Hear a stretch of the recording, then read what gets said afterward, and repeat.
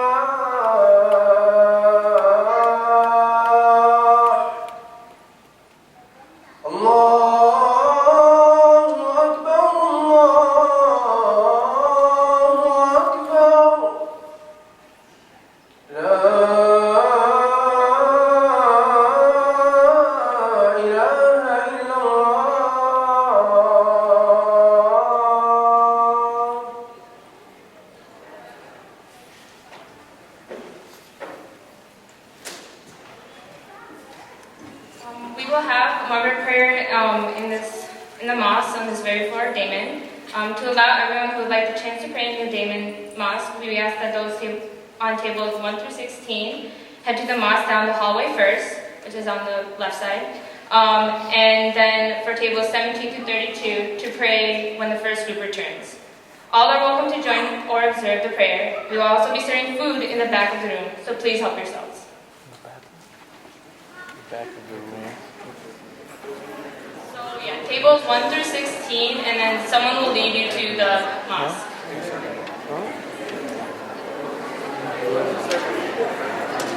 Hello? To the camera.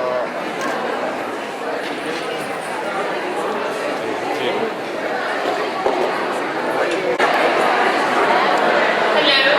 Hi. People can still be getting food, but can you guys get quietly? That would be great. Thank you. Okay, so we will start this event with a short Quranic recitation and translation by Brother Nuruddin. He will be coming up.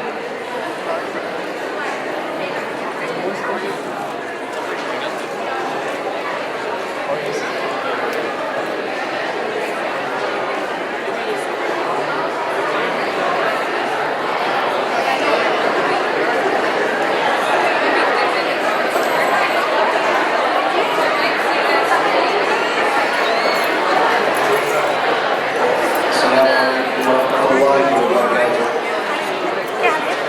Can I have everyone please take their seats? Thank you.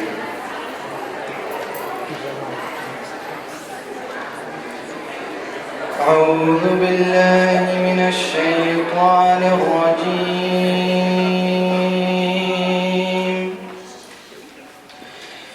بسم الله الرحمن الرحيم.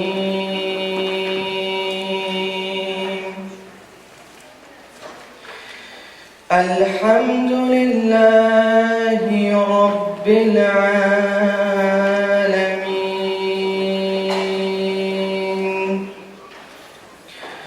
الرحمن الرحيم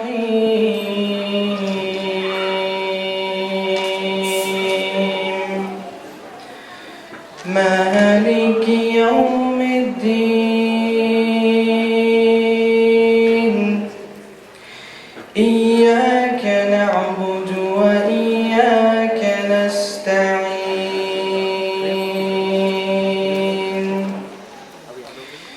اهدنا الصراط المستقيم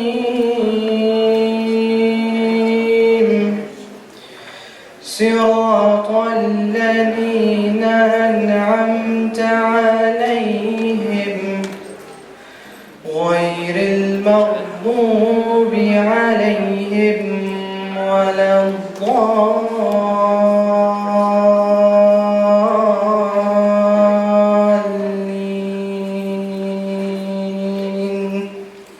صدق الله العظيم.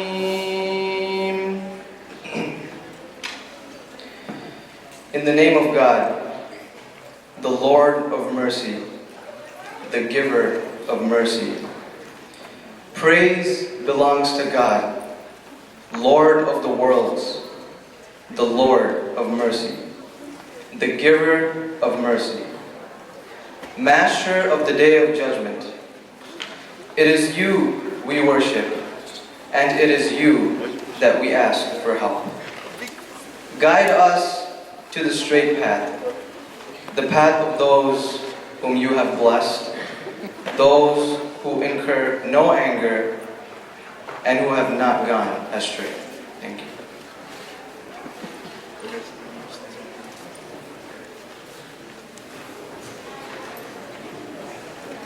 Thank you, Brother Norothy.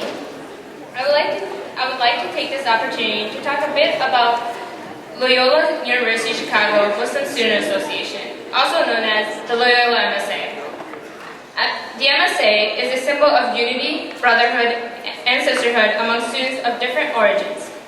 We seek to provide a welcoming community of faith and friendship, while fostering the values of the Islamic faith and accommodating the need of students on campus.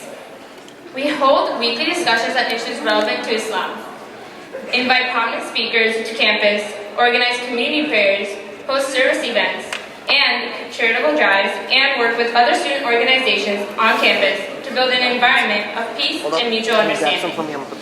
Social gatherings, picnics, and sports are also part of MSA's regular activities because they serve as a means to promote friendship and understanding among its members. For me personally, MSA has served as a medium through which I met some of my closest friends. It's been an integral part of my college experience. Before we welcome our keynote speaker for the night, I would like to take a moment to introduce our faculty advisor, Brian Anderson, an interfaith campus minister. Brian Anderson was born in Lafayette, Indiana, and went to Butler University for undergraduate degrees of psychology and religious studies. When going to Alaska for a year of Jesuit volunteer service, he ended up working in Anchorage, Alaska for 4 years until moving to Seattle University for a master's in student development and administration. Most recently, he served as a hall minister at Marquette University, working with first-year men in O'Donnell Hall, as well as working on campus as an alcohol educator. Currently, he enjoys being part of the campus ministries team at Loyola, where he is also enrolled part-time in the MAPS program in Institute of Pastoral Studies. Brian oversees the Interfaith Advocate Team, Interfaith Ally Training Program, interfaith retreat, and other interfaith collaborations. He also serves as an advisor to various student faith-based organizations, including the Muslim Student Association. We are extremely grateful for everything he's done to support the Muslim community at Loyola and to help MSA be the best it can be. Without no further ado, I would like to welcome Brian Anderson to the stage.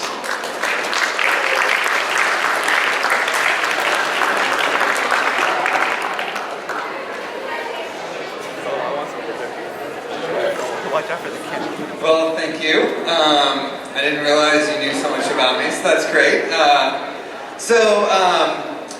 I'm supposed to only say a word, as it says in the... No, I'm just kidding. I'll share a few words.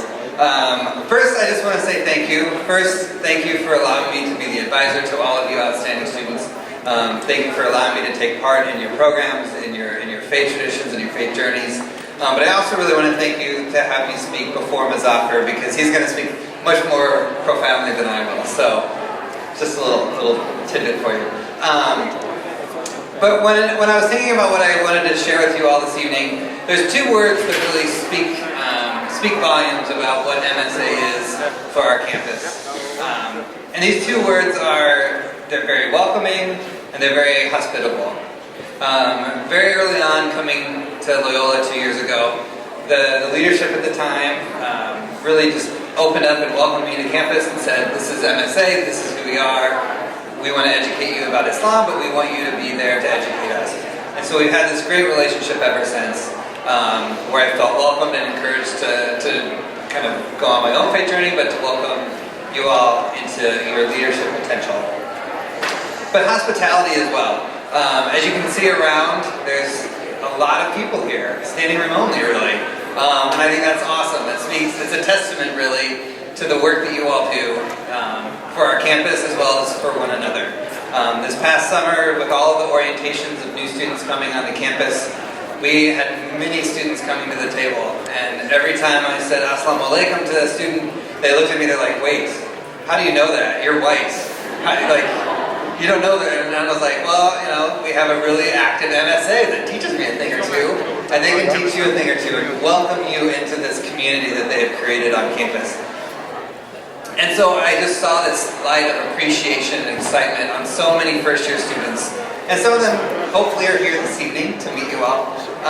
But it's with this kind of mentality that you all have put on some epic events, from IAW events with large dinners to the retreats that you've done several years now, and just seeing growing numbers in all of these events has really spoken to the caliber of organization that you all want to be. And I think not just to the organization you want to be, but also speaks to the Islam that we all know is the true Islam of peace, mercy, and compassion, and also the element of community that resides within the faith tradition. So thank you all for doing that and being a wonderful representation of your faith, but also of what the true spirit of Loyola is. So that's my word. I'll turn it back over to Awara to introduce our next speaker. But thank you all, and again, thank you for letting me be a part of your community.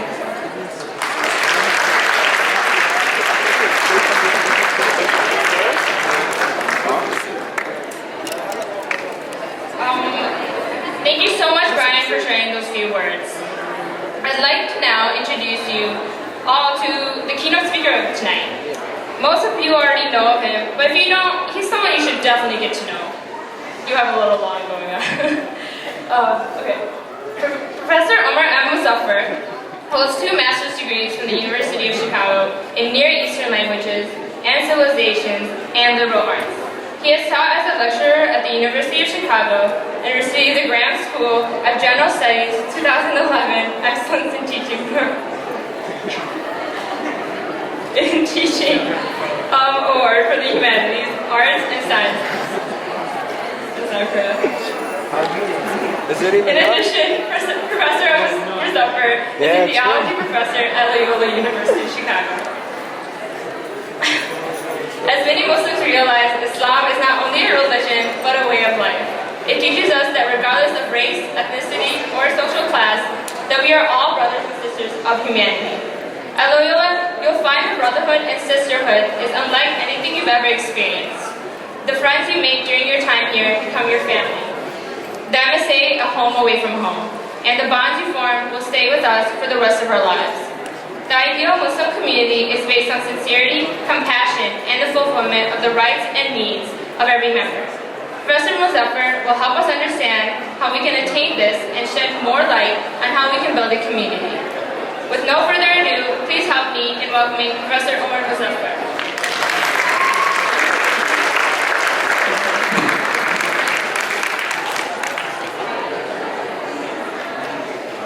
Assalamu alaikum. Can you hear me? I'll have to hold this like this. Let's try again. Assalamu alaikum. Okay, that was good, but let's make it better. Assalamu alaikum. Peace be upon you all. So we begin in the name of God, and we seek blessings upon the Prophet. Peace be upon him. So I've discovered my assignment, which is to speak about how we increase brotherhood and sisterhood, and I have to compete against all the people who are standing in line to collect their dinners. Hopefully I will win. Okay. So, first and foremost, I would absolutely love to express my gratitude to the MSA. I've been teaching here now for about 5 years, and it's been a privilege and a pleasure to watch each student one by one grow older, grow wiser, grow more educated, and expand their horizons personally, academically, professionally. It's a thrill as a teacher. And I also express my gratitude to Brian, who has taken away a lot of the headache that otherwise I would have to deal with all the issues that go on in Muslim organizations. But without further ado, let me jump into our conversation. First and foremost, we're speaking here at a Jesuit institution. And there's lots of lessons here for Muslims, for us as Muslims to take. If we look at the Catholic experience in America, if we look at the Catholic experience in America, even as recently as 100, 150 years ago, when Catholics were a tiny minority in this country, you'd be surprised how many parallels you could find. That first and foremost, they faced bigotry because of their religion. Think about this. When we as Muslims think of America, we think of it as a Christian majority population. But the Protestant population, or that particular Protestant population, or specific people within that Protestant population, would challenge the Catholics. Where is your allegiance? Same thing that we hear. And specifically, immigrants coming from Ireland and Germany would face bigotry and hostility. Some of you who are younger might be familiar with this phrase, Irish need not apply. Now you don't hear Muslim need not apply. You hear some strange things, but the point is that this is what the Catholics faced.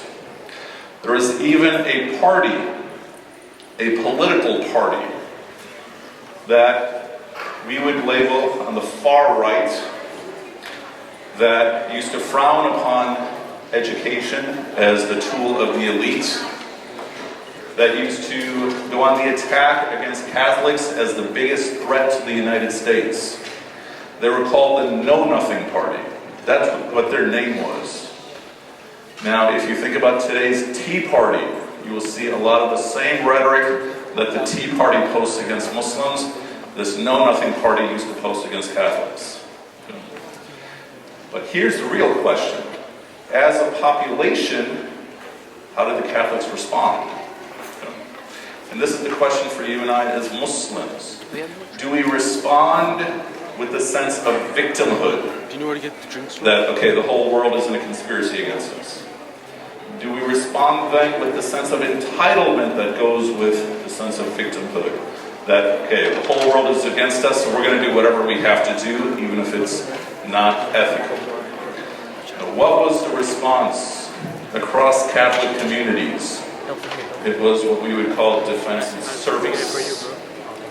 As we saw the development of Catholic universities, Many Catholic movements who had actually been here for centuries before this problem, the Dominicans, the Franciscans, and especially the Jesuits.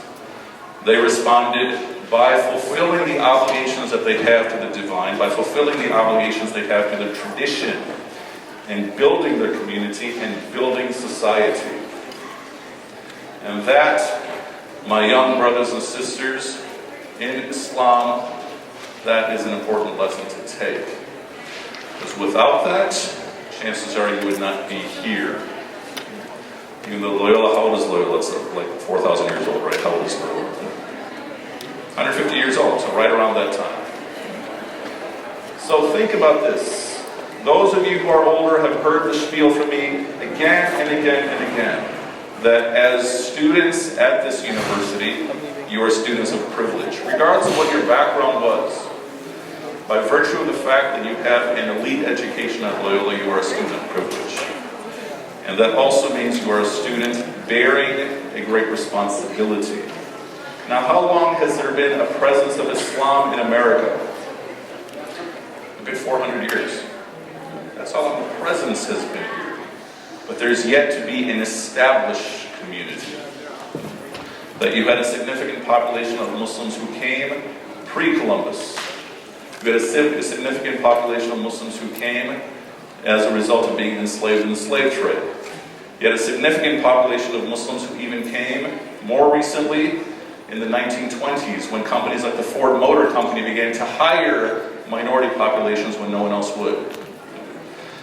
But now you have the huge growth of the Muslim community after immigration laws changed in 1965. Up until 1965, Islam in America was a civil rights movement.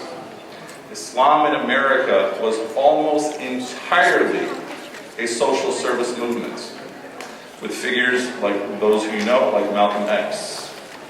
But then a transition took place in the 60s and 70s when I came with my parents, and then in the 80s, and then especially in the 90s, and especially in the last decade, where we shifted from a focus on social service driven by our religious obligations, to focus more on an identity movement.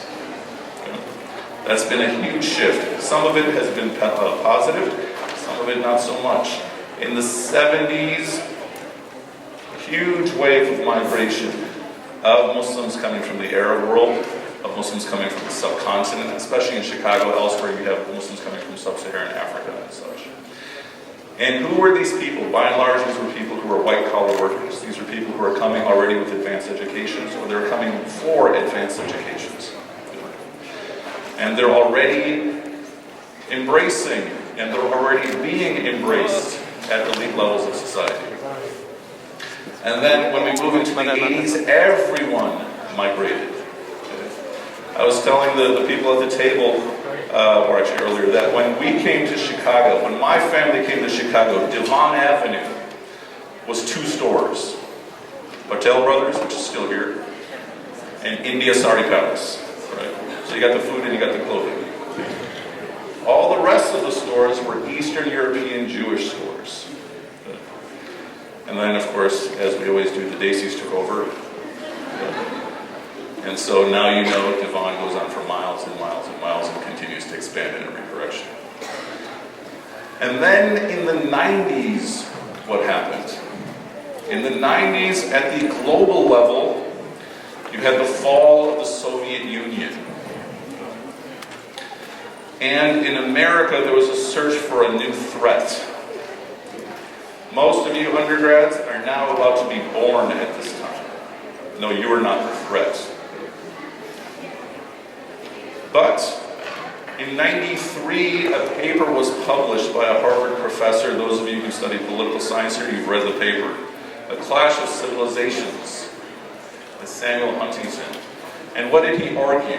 He argued that we are no longer in a bipolar world of East and West, of capitalism versus communism.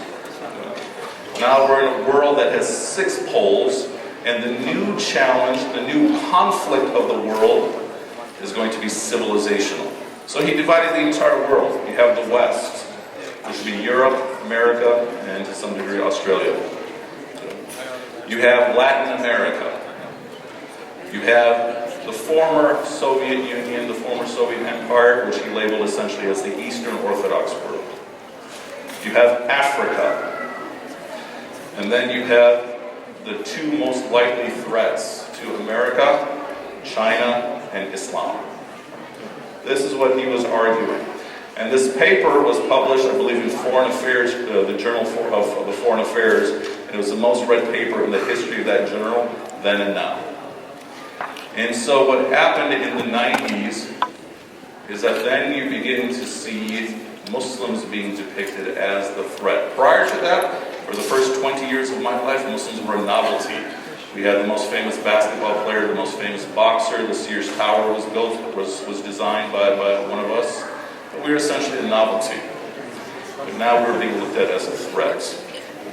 And then, in our own consciousness, what was taking place? In 1990, 1991, you have the Gulf War. In 1992, you have Bosnia. In 1993, you have Chechnya. In 1994 and 1995, you have Kosovo. All these different places in Muslim-majority lands, you have strife taking place. Even in the subcontinent in 1992, you have this event where a mosque was overturned. It's called the Babri Masjid. And so, among Muslims, this mindset developed where we felt a sense of siege upon us. And we developed this mentality of defense. Not defense and service, but defense. This is not what Islam is. Jihad is not terrorism. We do not oppress our women, so forth and so on. This is 10 years before 9/11. This is what was taking place in our community. Nevertheless, the population of the Muslims kept growing. So, at the beginning of the 1980s, there were about 5, maybe 10 mosques in Chicago. At the end of the 1990s, there were 80. So we kept growing, producing our structures. But deep within our mindset, as a community, there was a sense that we're on the defense. And then we had the 2000 elections. Again, undergrads, most of you were in grade school at the time, so you might not remember this. So now the Muslims are growing. We had a Bosnia task force. We had a Kosovo task force. All the major Muslim organizations are uniting for the purpose of defense. Notice I haven't even mentioned the Palestinians. But that issue was going on for quite some time. And then in 2000, Muslim political activists got together and polled Muslims all across the country about who should we vote for. And so then there was a push for a Muslim bloc vote, and they chose George W. Bush. For multiple reasons, but one of the biggest reasons is because Muslim organizations were getting shut down under a law called secret evidence. Now, what was secret evidence? Secret evidence was a rule or law that allowed the federal authorities to shut down your organization and not tell you what the evidence was against you. Those of us who are my age, we remember this. Muslim charities were getting shut down, being accused of being fundraisers for terrorist organizations, but they were not being told what the evidence was. Muslim activists, Muslim professors were getting arrested, but not being told what the evidence was against them. One famous case was Dr. Mazin al-Najjad in Tampa, and his brother is Dr. Sami al-Arian. Sami al-Arian in Florida was one of the most active pollsters for George W. Bush. And George W. Bush, in a debate against Gore in Michigan, where there's a huge population of Arabs, even bigger now than it was 10 years ago, 14 years ago, he said in this debate that we have to overturn secret evidence. George W. Bush, who we all ridicule, and perhaps rightly so in hindsight, he was at an event, at a rally for himself, and he saw a Muslim woman in the audience. He walked off the stage, walked up to her and he said, "You and I believe in the same God." This is absolutely true. I mean, this is narrated to me by the children of these people. But then we saw 9/11. And then we saw everything that happened since 9/11. And what makes me sad is that for you as undergrads, half your life, America has been at war with Muslims. I don't believe that America is at war with Islam. I don't believe that there's this global conspiracy against Muslims. But for you, half your life, your entire intellectual life, that's the world that you know. I think that's sad. That's the reality that you've been granted. That's the reality that you've been given. And so now the question for you is, where do you take it? Because the posture that we developed as a community in the 90s, which was, we're not this, we're not this, we're not this. As you know, this was our posture for the past 10 years. We're not terrorists, jihad is not this, we don't oppress women. Now here, let me tell you something that's especially interesting. In 1893, the World's Fair was in Chicago, down on the south side, my area. I was not alive at the time, in case I had to tell you that. And some of you know this. There was a former American ambassador to the Philippines who had converted to Islam. His name is Alexander Russell Webb. Muhammad Alexander Russell Webb. And he was the Muslim speaker at this event called the Parliament of the World Religions. It's an organization that is still around. And here, what speech did he give? On the one hand, he spoke about the beauty of Islam. He spoke about the wondrous personality of the Prophet, peace be upon him. And part of his speech was what? We do not believe in holy war. We do not oppress our women. The same speech we give now. And so my question to all of you, has anything changed? The same speech that we often give to everyone else is the same speech we've been giving for 10 years. It's the same speech we've been giving for 20 years. It's the same speech we gave 100 years ago. And so, I think something's wrong there. That nothing has changed. Is it that the attacks are the same, the criticisms are the same? Sure. Among that small group of people who are haters. So let me turn it into something different. As undergrads, receiving an elite education at one of the elite schools, not just of Chicago, but of the country, the burden of responsibility is on you to decide what is the future of Islam in America. Now, what is pushing you away from that? All of us want to play. All of us want to play with a wonderful house, a wonderful car, and that's perfectly fine. Okay, ours is not a tradition that pushes you to frugality. Ours is a tradition that if you have prosperity, you're grateful for it. And if it's struggle, you pray and you persevere through it. That being said, what you and I do in these next 10 years, in the next 20 years, will be the establishment of an Islam in such a way that what you and I do now, what you and I don't do now, will have an impact for a century. Because remember, I mentioned Islam has had a presence for 400 years here, but never has there been a sustained community. But now, at least just because of numbers, that's a guarantee. And so this is my individual question to each and every one of you. This is my individual call to each and every one of you individually. I used to work in IT. Part of the reason I went into academics, into the academic study of Islam, both on the madrasa side as well as the university side, was because nobody could answer my questions. You know, I went through Sunday school also, I went through public school also, and I had those same teachers who, when I would raise questions, they'd say, don't question, right? What was that? Their way of saying? Their way of saying, we don't know what the answer is to your question. Okay? So we'll shut you down. The point is, part of, and I'm not saying that out of nobility, but out of a sense of love and duty, that I gave up that life to invest myself in educating myself and in educating you, was seeing the reality that's in front of us. That, what I do has an impact for a century. What I don't do has an impact for a century. So 2/3 of you are here planning to go to med school. Probably, if we had this conversation earlier, it would have been 9/10 of you, but already some of you have turned away. Okay?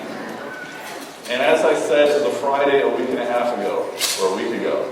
If you're doing that, and your parents are doing it, do it with full effort. Okay? Because why?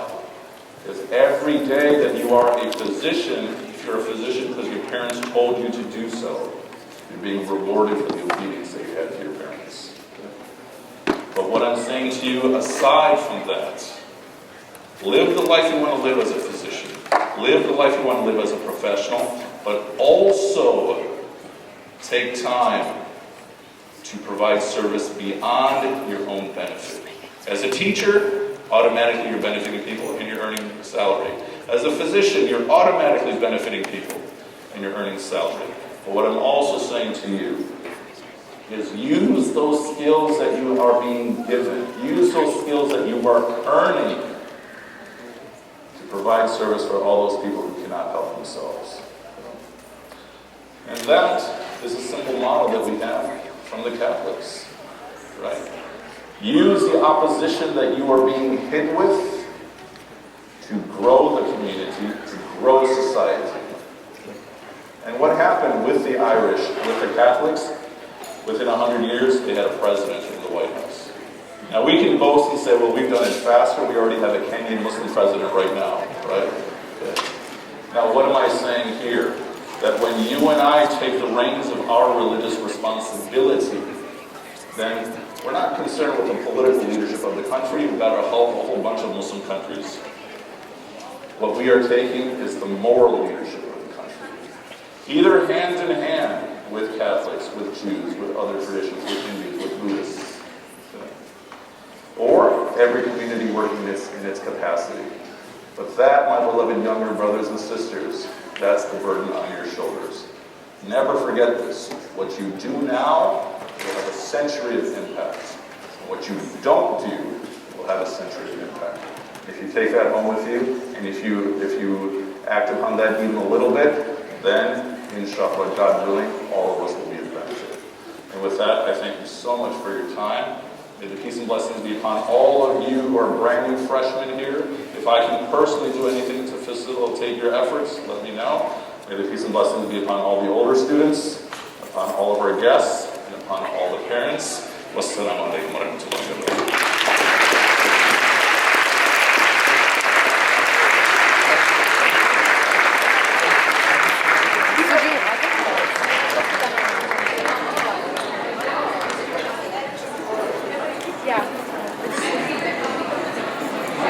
Thank you, Professor Muzaffer, for that great talk. I hope you all benefited as much as I did. If you enjoyed the speech, be sure to check out Professor Muzaffer's weekly classes offered through the MSA on Wednesdays at 3:30 p.m. in forward room 326, which is the Watertown campus. You can find more information about this at the greeting table, which is up front, and of course, all are welcome to join. Before we close, I would like to invite this year's MSA President, Leila Ward, to say some final words.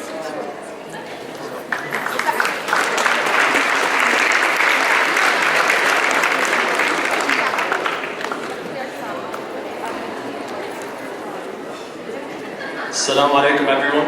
May peace and blessings be upon you all. My name is Leif. I just wanted to start by saying Jazakallah khair, Professor Muzaffer. We're truly blessed, really, to have a resource like him in our community, at our school, Muslims, non-Muslims, students of all faiths and cultures alike. He's truly a gem that we have, and we're truly blessed to have him. Next, I really wanted to thank all the folks at Campus Ministry, namely Brian, for all his hard work by way of his creative problem solving, his constant dedication to our student group. And finally, I just wanted to thank the Loyola community as a whole.